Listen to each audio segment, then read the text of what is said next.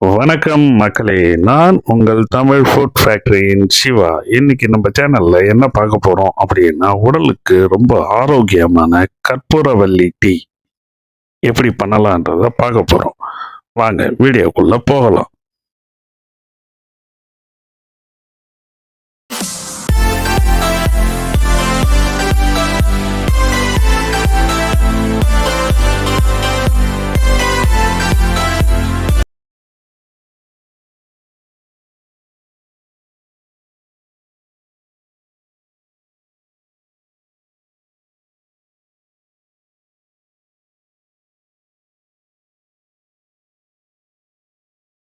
அடுப்பை பற்ற வச்சுட்டு அடுப்பில் ஒரு பாத்திரம் வச்சுக்கோங்க.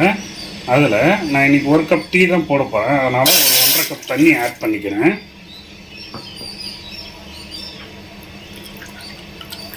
ஒன்றரை கப்பு எதுக்குன்னா, கொஞ்சம் தண்ணி சுண்டணும். அப்போ தான் நம்ம அந்த இலையில் இருக்கிற சாரெல்லாம் அதில் இறங்கும்.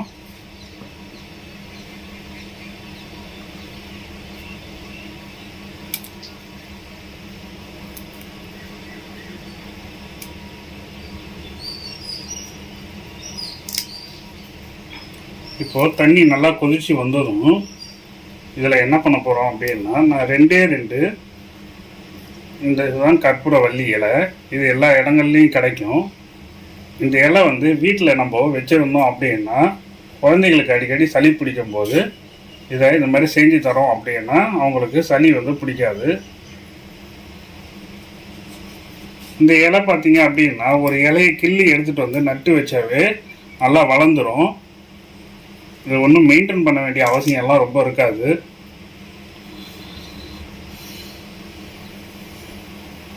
தண்ணி கொதிக்கிட்டோம் நல்லா.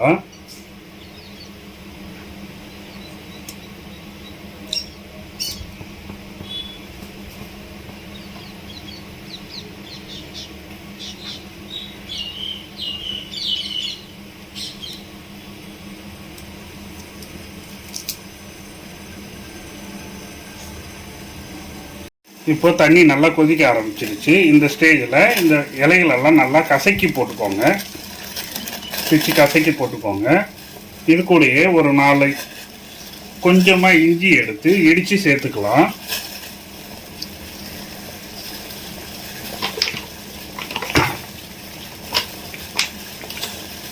இது கூட நாட்டு சர்க்கரை நான் ஒரு 1.5 டேபிள் ஸ்பூன் ஆட் பண்ணிக்கிறேன்.